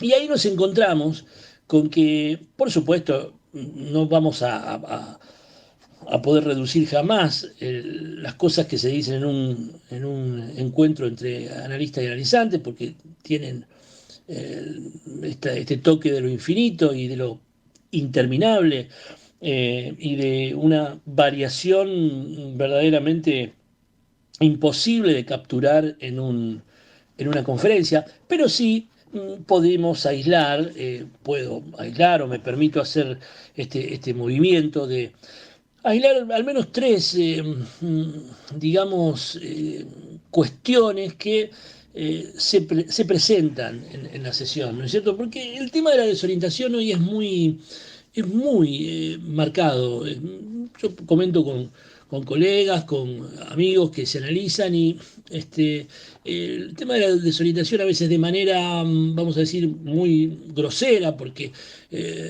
hay personas que están completamente desorientadas y no lo advierten y no entienden por qué las cosas no les salen, no lo pueden creer y por qué no pueden hacer ciertas cosas que ellos entienden que debería poder hacerse y no se puede y no le sale y cómo puede ser, o sea que y uno que lo escucha entiende que ahí hay algo, muchas piezas que no encajan, pero el sujeto mismo no lo advierte. Y otras veces la desorientación es muy sutil, es difícil incluso hasta de encontrar. Pero podemos decir que es uno de los grandes temas que lleva a la gente al análisis y que lleva a la gente al análisis, ¿no es cierto? Que lleva a su desorientación. Y ahí, digamos que encontramos, aislé tres de manera artificial, por supuesto, tres formas de esta desorientación, que tiene que ver, por ejemplo, con frases, ¿no? Vamos a lo que dicen los analizantes. ¿Qué dicen los analizantes? Bueno, una cosa que es bastante insistente es, incluso en los controles, en los análisis de control, los analistas vienen con esta frase o algo parecido. Dice, pero bueno, una vez que la cosa anda mejor, ¿cómo seguimos? ¿No?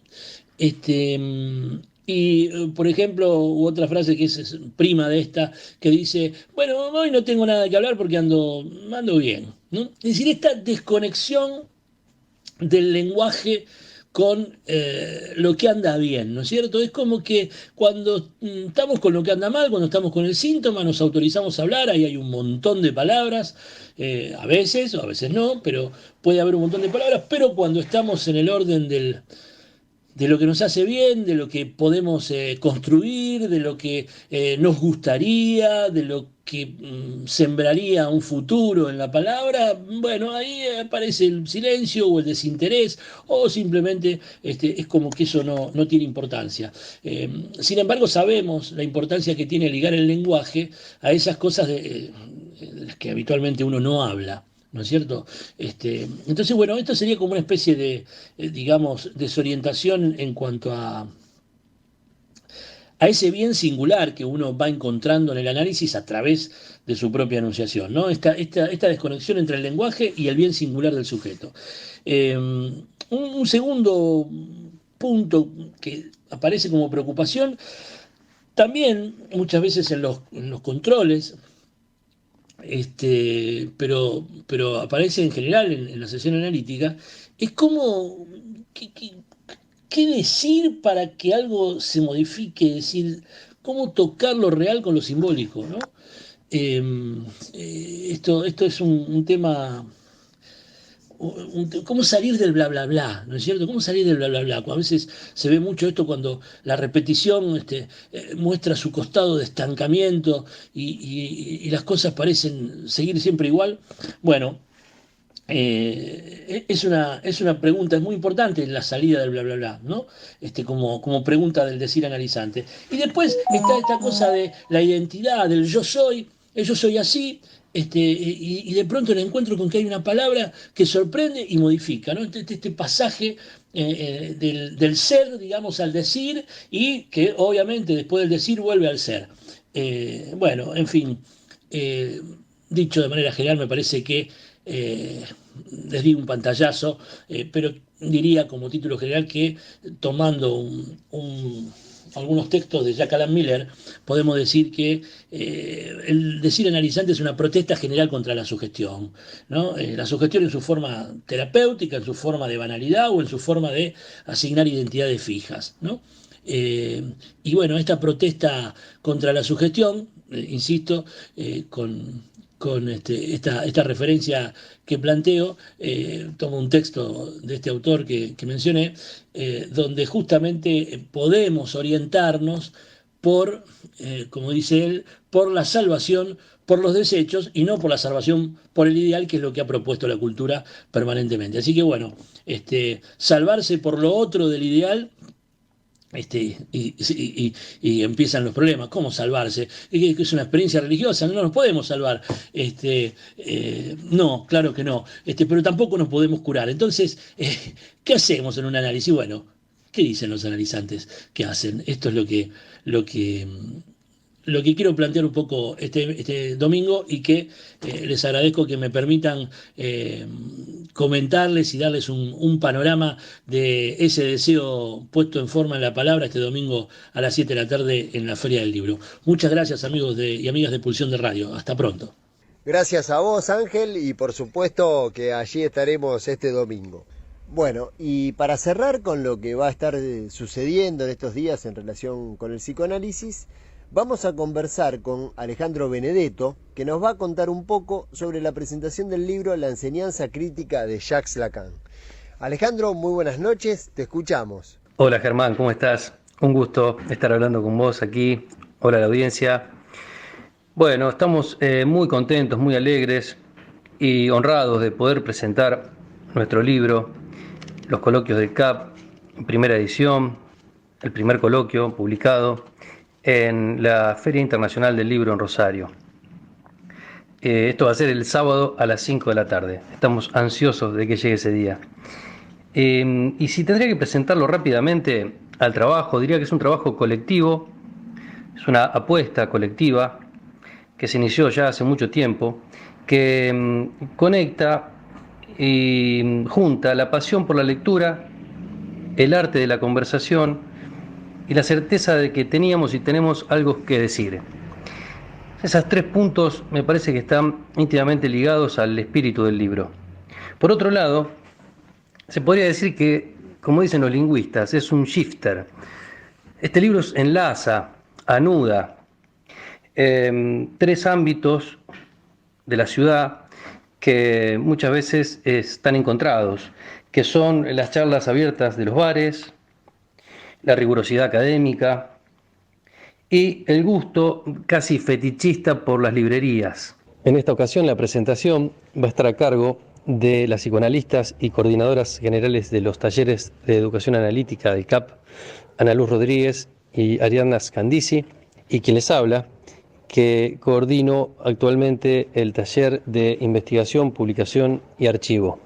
Tendrá lugar en el precioso Centro Cultural Fontana Rosa, el sábado 5 de agosto a las 17 horas, en el tercer piso, espacio Hugo Dis.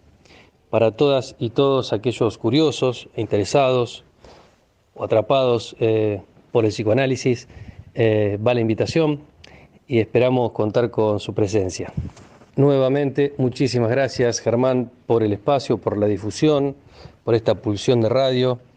Gracias, Diego, Gabriel, Elga, por sostener, por difundir, por estar atentos a lo que pasa en el psicoanálisis a lo largo de nuestro país. Y no quiero dejar pasar y decirles que queda abierta una discusión planteada por ustedes, o al menos un inicio de conversación sobre el término educación en el psicoanálisis. Para algún otro momento, con mucho gusto, podemos armar una conversación, un diálogo al respecto. Muchísimas gracias y espero que pronto nos veamos. Muchas gracias a vos, Alejandro. Queda planteado ese tema para la mesa de Pulsión de Radio. Y bueno, con esto cerramos desde aquí, desde la Feria del Libro de Rosario. Quisimos presentar como un panorama de todo lo que está sucediendo en relación con el psicoanálisis en esta feria. Y bueno, enviar un abrazo muy grande a la mesa y por supuesto a toda la audiencia de Pulsión, y encontrarnos un... Las luces ya se apagan para pasar a nuestra sala de cine.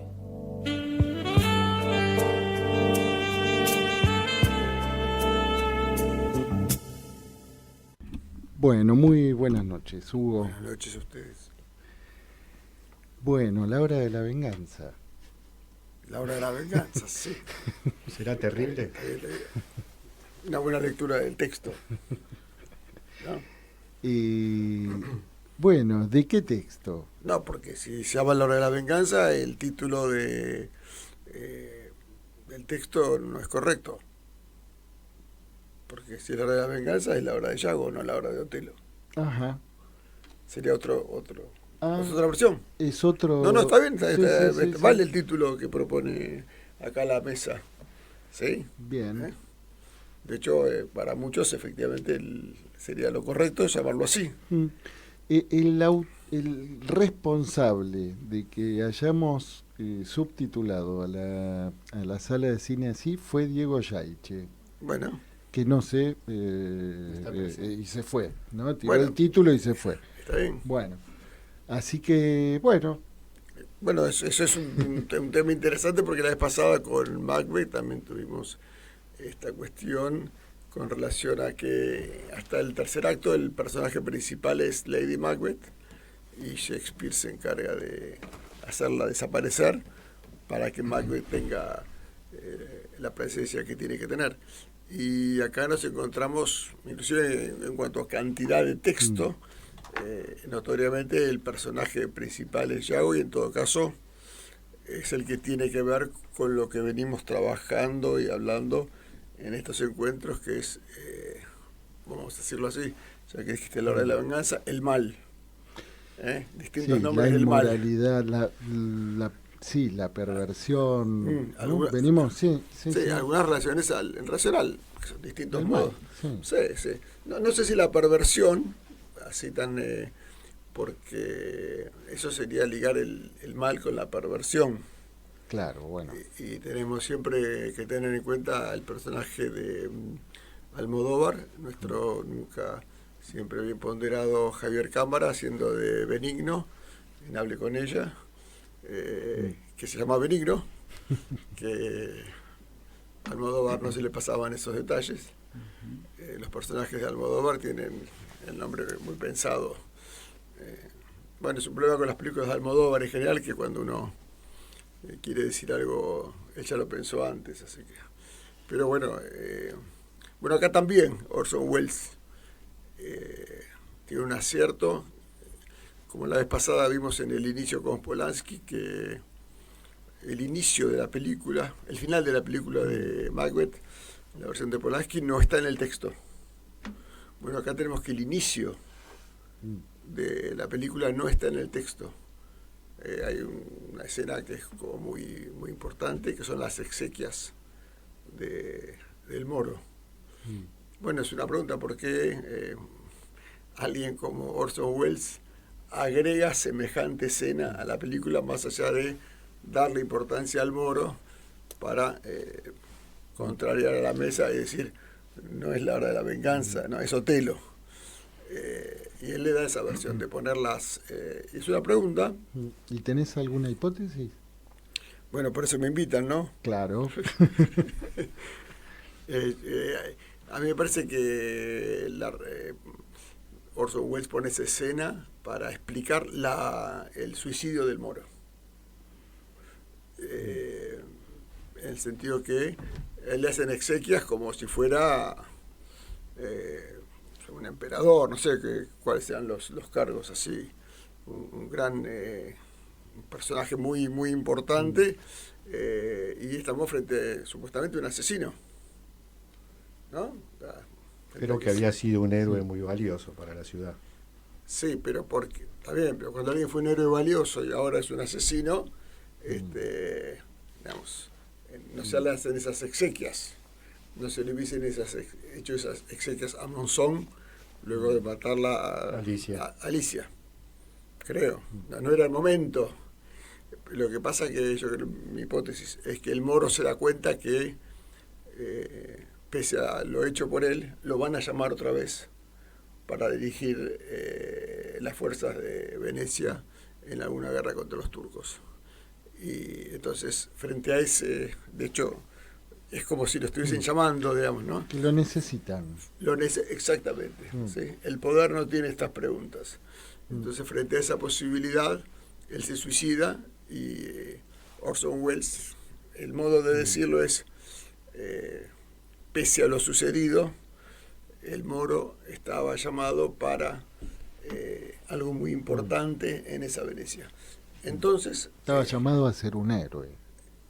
Pese a eso. Pese a eso. Pese a eso. Entonces él dice, no puedo con eso, y se suicida.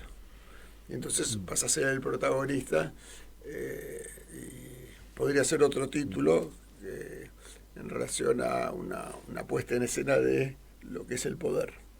Entonces se vuelve a llamar Otelo. Pero me parece que para nosotros es interesante el título de La Hora de la Venganza. ¿Sí? Sí, sí. Y lo que supone la venganza, ¿no? Y siguiendo con la palabra que vos trajiste, hay mucha correlación en el mundo de la psicología, espero que no en el mundo del psicoanálisis, entre venganza y perversión. Y la venganza y la perversión no van de la mano, están lejos. A ver. Bueno, Yago se quiere vengar, ¿sí? Y por la venganza va a ser eso, es personal, ¿sí? Es contra alguien en particular, ¿sí? Es por lo que le hicieron, es para devolver favores. De hecho no se entiende por qué. Tiene un motivo. ¿Eh? Tiene un motivo, no un objeto. Sí, exactamente. Y tiene el motivo y bueno, es un motivo que tiene que ver con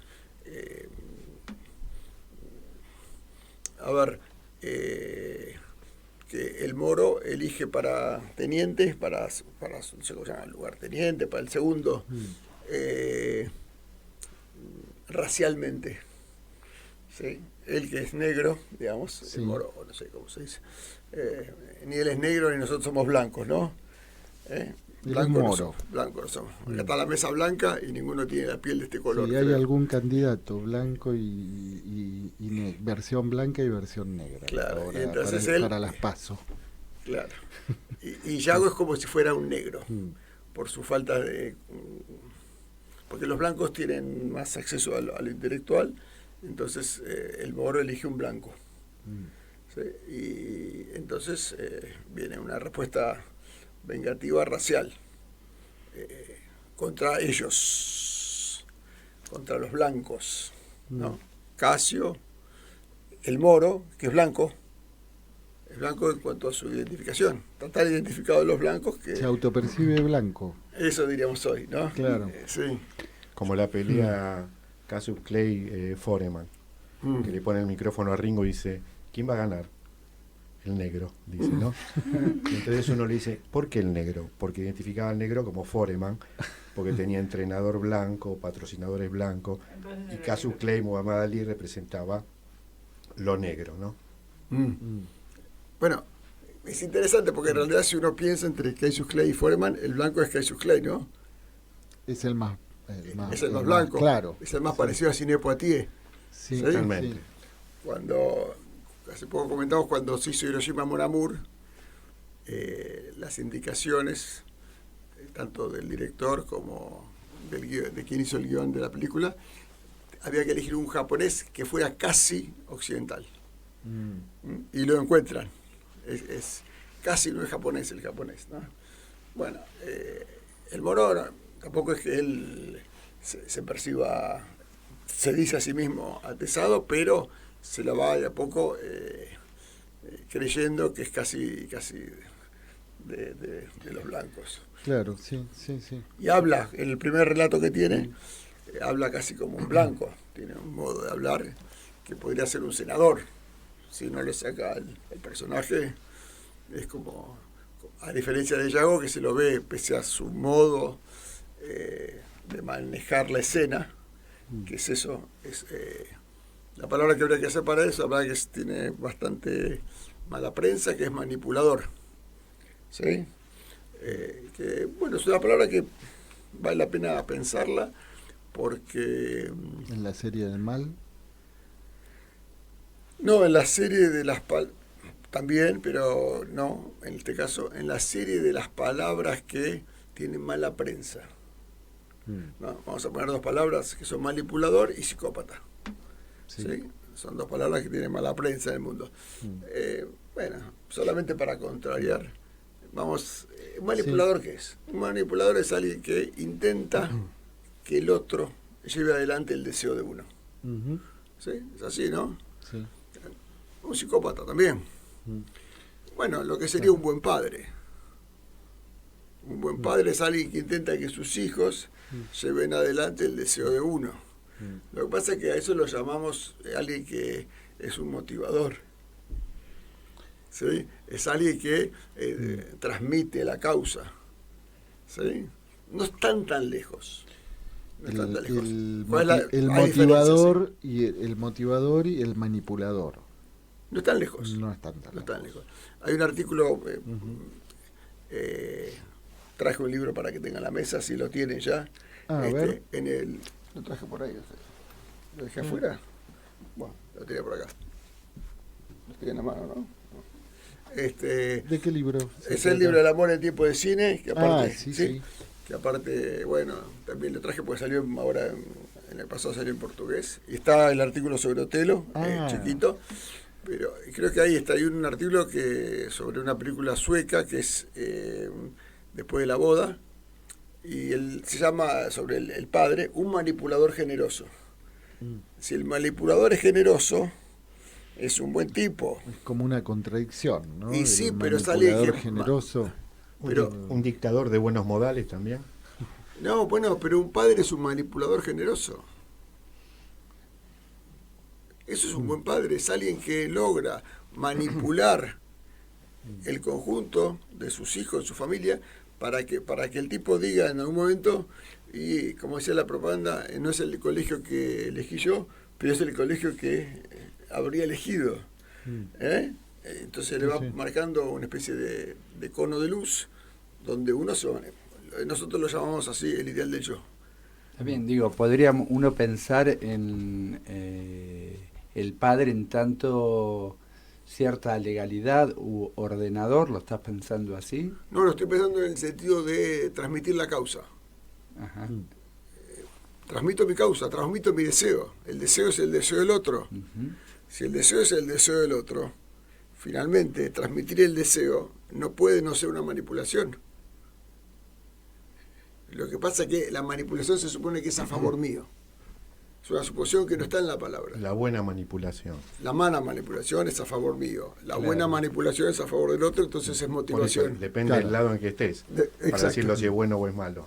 Claro, exactamente. Depende de la generosidad que tenga. Se habilita al otro. Claro, exacto.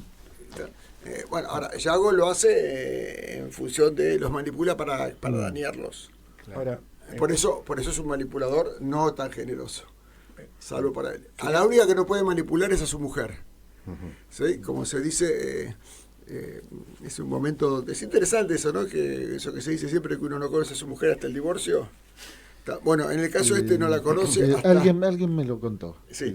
En este caso no la conoce hasta que traiciona o es desleal con él.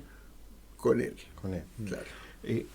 ¿Vos qué opinás de esto que dice Harold Bloom, en ese famoso libro Invención del Humano, que estudia todas las obras de Shakespeare? Dice sobre la obra Otelo, dice, no podremos llegar a una justa valoración de Otelo si subvaloramos a Yago, que sería bastante formidable como para destruir la mayoría de nosotros y saltar del teatro a nuestras vidas. Otelo es una gran alma irremediablemente superada en intelecto y en impulso por Yago. Hamlet, como observó una vez Bradley, se habría desembarazado de Yago muy rápidamente. En un parlamento 2, Hamlet hubiera discernido lo que era realmente Yago, y después lo hubiera llevado al suicidio mediante fulgurantes parodias y burlas. Falstaff y Rosalinda hubieran hecho más o menos lo mismo. Falstaff jactanciosamente y Rosalinda dulcemente. Solo el humor podría ser una defensa contra Yago, que es el motivo de que Shakespeare excluya toda comedia de Otelo. ¿Qué opinas de esto? La pregunta sería, ¿cómo podría verse Otelo desprendido de Yago? Ponele. Bueno, vamos a ponerlo así. Shakespeare, de Shakespeare no sabemos mucho, pero bueno, imaginemos. Vamos a dividir a Shakespeare en algunas obras que son cartesianas y otras que no. Otelo es de las que no es cartesiana. Otelo no tiene dudas. ¿Sí? Cree. ¿Sí? La gente piensa de las dudas de Hamlet, que es un poquito más cartesiano, que tiene dudas y que es su síntoma. Que, bueno, quizás algún día hablemos de Hamlet acá, pero a mi entender y al entender de Bloom también, no es así. Hamlet piensa, dice Bloom, piensa demasiado bien. Piensa demasiado bien. Tiene dudas.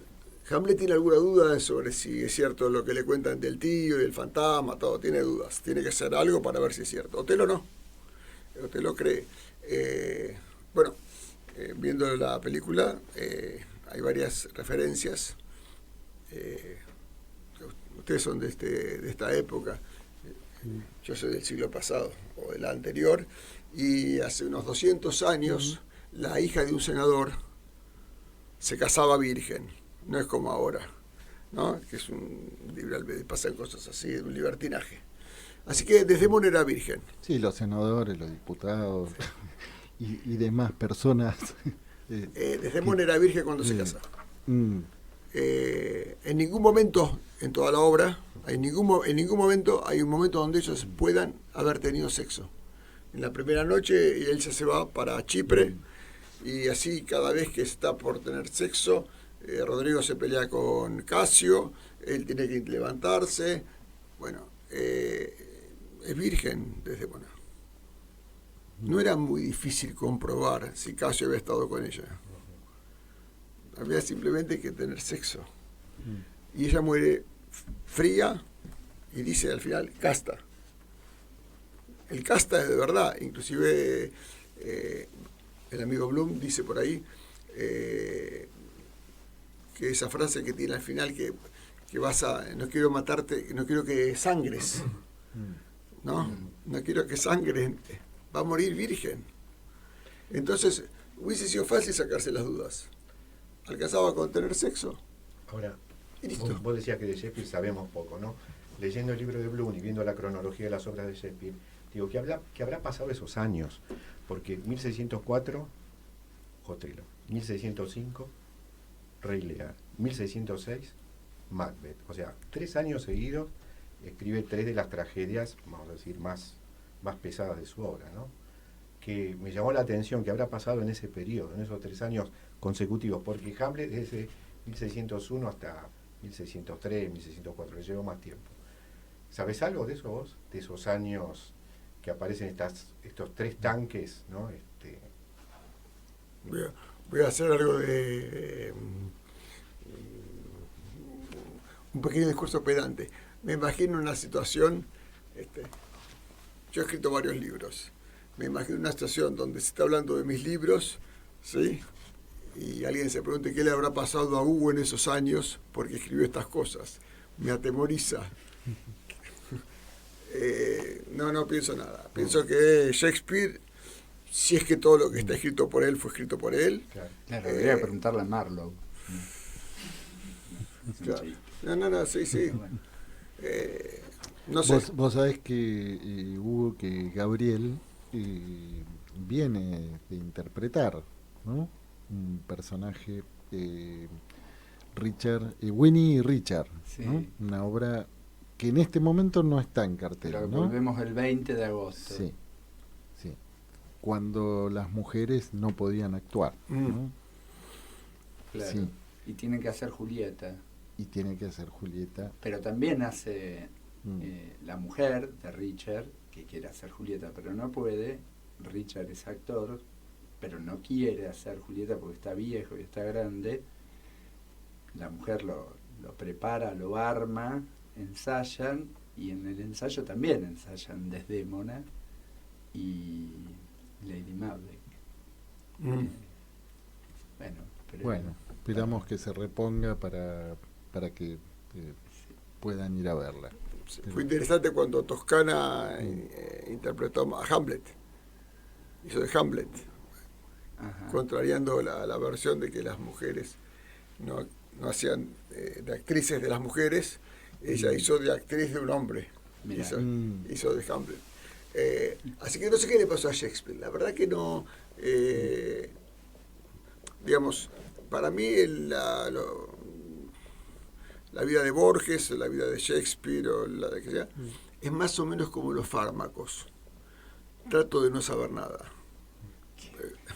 Porque lo más probable es que diga algo que no va. Que si lees las contraindicaciones, es que no lo tomás. Es que no es por eso, es que voy a saber, el saber que voy a tener, yo creo que nosotros tenemos algunos enemigos que son la psicobiografía, la farmacología, no enemigos de nuestro quehacer, enemigos de nuestro saber. Y el mayor de todos, por supuesto, escuchando algunas cosas que escuché hace un rato, y la sociología. El querer hablar de cuestiones sociológicas, ¿no? Generales. De las que realmente no sabemos. Y hablamos como se nos pide ese saber.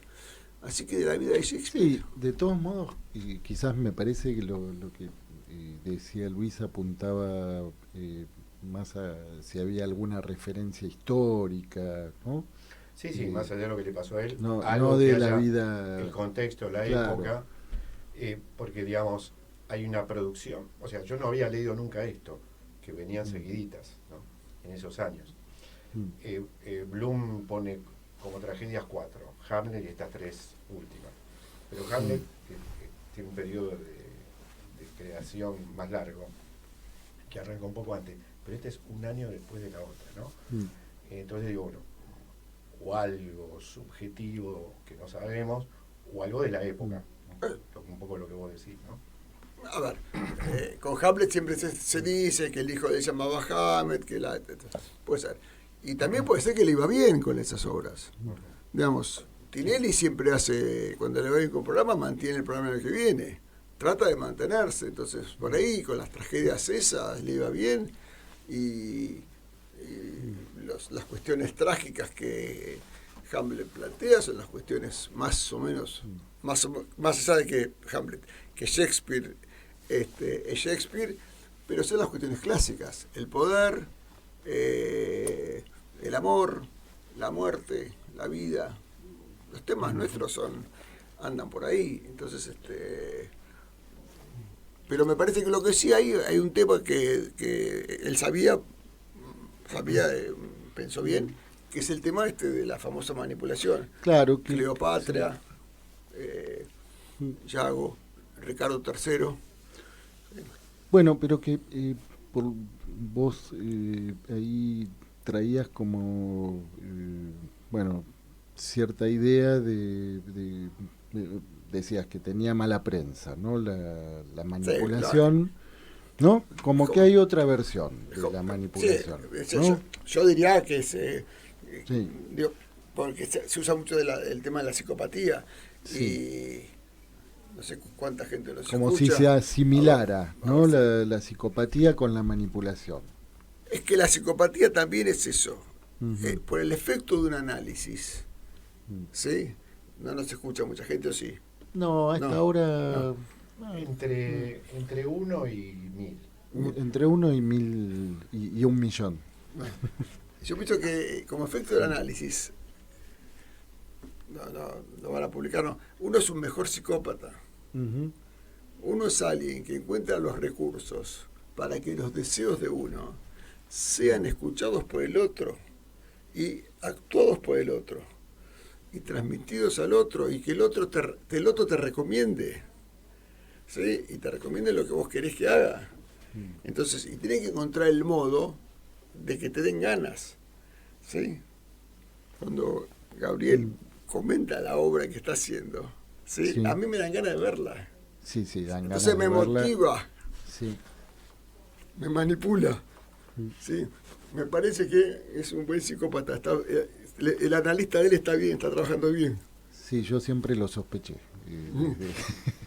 Desde un principio. Como chiste, me parece que tiene que ver con eso, ¿no? Entonces, pasa que la palabra que se usa le da una connotación que la palabra en realidad en principio no tiene. Yo manipulo, quiere decir, manejo las cosas hacia un lugar que a mí me interesa. Me haces acordar a una escena de la serie Sherlock, una de las versiones de los últimos tiempos, donde el que hace de Holmes va a una empresa donde hubo un asesinato y dice: estamos buscando un psicópata. Y lo escucha el CEO de la empresa. El CEO dice, tenemos problemas, porque acá somos todos psicópatas. Bueno, los simuladores. Los simuladores. Bueno, también hay otra palabra que tiene muy mala prensa, sigo con esa línea, que es la palabra traidor.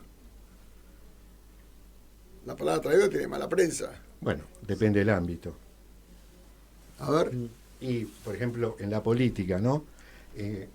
Me voy a ir de nuestro país para no herir ninguna sensibilidad en esta época. Pero en Italia se utiliza mucho, casi como un verbo, el tartufo, el tartufiar, que es que vos ganaste la banca por un partido y cuando llegás decís, bueno, me parece que me voy al otro lado porque me conviene, porque me dan esto, porque me dan lo otro. O sea, el tartufeo está bien, es por muy eso, común justamente, en la política italiana. Acá también, pero ya está como no, institucionalizado. Vos tenés la versión negativa. Pero claro. No, ¿y de San Martín no decís eso? Ni en pedo. Que era... San Martín era un hombre de las fuerzas reales españolas. Claro. Y se pasó. Y de los que traicionaron a Hitler, esos eran buenos. Bueno, San Martín durante mucho tiempo fue un terrorista para los españoles. Bueno, un traidor. Se había dado vuelta. Era un traidor. Sí. Un traidor, ¿qué quiere decir? Alguien que pasa a otra causa. El Diego, no... el Diego siendo independiente, se hizo de Boca. ¿Ah, sí? Sí, él dijo, yo era independiente, pero después me hice de Boca. Bueno. O sea, y a él se lo perdonaron. A nadie más se lo perdonan si cambia de club. A los de Boca sí se lo perdonan. Sí, bueno, porque fue un traidor que... Bueno, está bien, pero entonces... Yago no es un traidor. No, lo que pasa es que... Ojo que va a hablar la Ribera ahora. Yago no es un traidor. Yago es un desleal. ¿Sí? Dice Saramago del Padre de Jesús. No. Más perdona a Dios a un renegado que a un traidor. Eso, ser un desleal sí, porque Yago trabaja a varias puntas. ¿Sí? Eso es imperdonable. Sí, ¿Qué es lo imperdonable? El trabajar a dobles puntas, porque entonces vos no estás con nadie. ¿Sí? Vas cambiando cada tanto. Ahora, si vos cambiás de causa, ¿sí? ¿De qué se trata un análisis siguiendo el tema que nos interesa? Y básicamente de traicionar al padre. No de ir más allá del padre, como decía nuestro amigo Lacan, si también lo traicionamos a él. Porque no tenemos que ir más allá de él. Tenemos que ir hacia otro lado. Así se dice, más allá del padre, no. Nosotros vamos para... Más allá es tenerlo como referente. Pero hay que traicionarlo al padre. Más allá es si seguimos con la misma empresa de papá. Seguimos con la misma empresa y ampliamos la clientela. Exacto. Y llegamos a la Acrópolis, claro, como Freud, que es donde quería ir el padre. Sí. Ahora, otro lado, yo me voy a otro lado. Él quería ir a la Acrópolis y yo me voy. Yo me hago psicoanalista. Sí, me voy a Madagascar. Y yo quería Madagascar. Nada que ver. No, ¿sí? No. Está bien. Bueno, entonces sí. Y Yago no es un traidor. Yago es desleal. No se sabe con quién está él. En un momento uno se pierde. Si Yago él quiere ser teniente, él quiere ocupar el lugar de Otelo. ¿Cómo imagina el futuro? Es decir, está el espíritu del título original, que es La hora de la venganza, es tal esa voluntad, ¿sí?, que ya no sabe para quién trabaja. Trabaja para la venganza. Trabaja para la venganza. Y la venganza, ahí hay deslealtad, quieren perjudicar, nada más. Sí. Y también termina siendo devorado por esa venganza. O sea, en el final termina... Y sí, porque no es tan prolijo como para quedar... ¿Qué pasó acá? Yo no tengo nada que ver, ¿no? Es que también le engaña a la mujer, es desleal con la mujer. Él se supone que quiere seguir con la mujer y la manipula para que la mujer la perjudique a Desdémona. Uh-huh. Ya ahí no hay, digamos, siguiendo con el amigo San Martín, no sé mucho historia argentina, pero lo que es imperdonable San Martín es que no haya pasado por las armas a sus compañeros de Bailén después de la batalla de San Lorenzo. Porque entonces esos siguen luchando contra nosotros entre comillas. ¿Sí? Si sos traidor, tenés que ser traidor. Cambiamos de causa. Traidor quiere decir que vos pasás a otra causa. ¿Sí? Bueno, podría haber diferentes tipos de traidores también. Con matices, traidores con matices, ponele. Una categoría que la podríamos pensar. Sí, pero digamos... Dentro de los traidores serían las palomas. Traidores manontropo. En la vida amorosa, puedes decir, no es lo mismo que mi mujer me cagó con otro, que mi mujer se fue con otro y vive con él hace 10 años. ¿No? En un caso fue una infidelidad, una deslealtad. En otro caso me traicionó. Bien, se enamoró de otro. Estaba enamorada de mí, se enamoró de otro. Bueno, está bien. Y hizo su vida con ese otro. Fue leal a su traición. Lo que uno podría esperar es ser leal a traición. Con Yago no tenemos una lealtad a la traición porque no hay traición. No, hay traición a su lealtad. Es que en realidad ahí hay alienación. ¿En qué caso? Y queda alienado en esa sed de venganza, ¿no? La alienación marxista, decís vos. La alienación...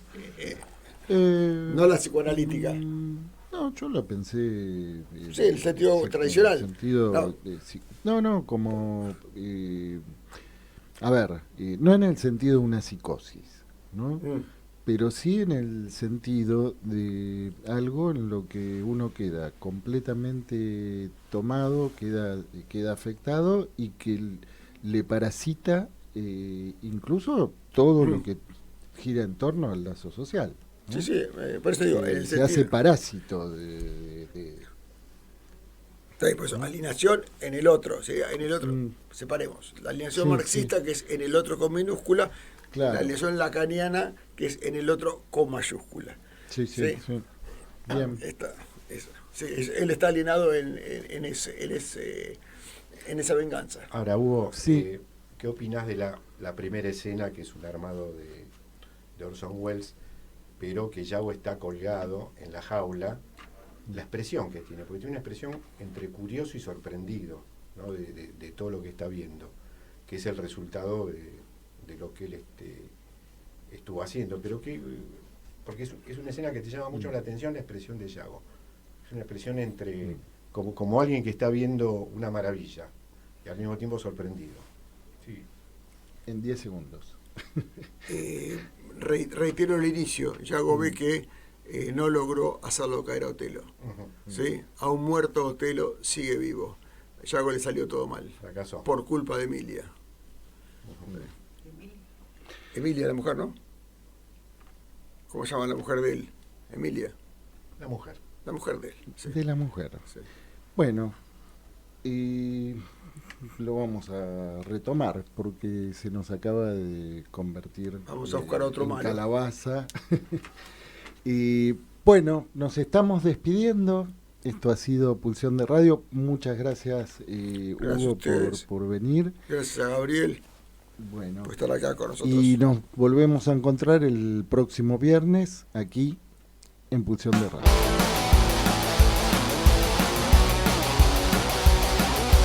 Pulsión. Pulsión de Radio. Un programa donde la cultura late y el inconsciente nunca falta a la cita.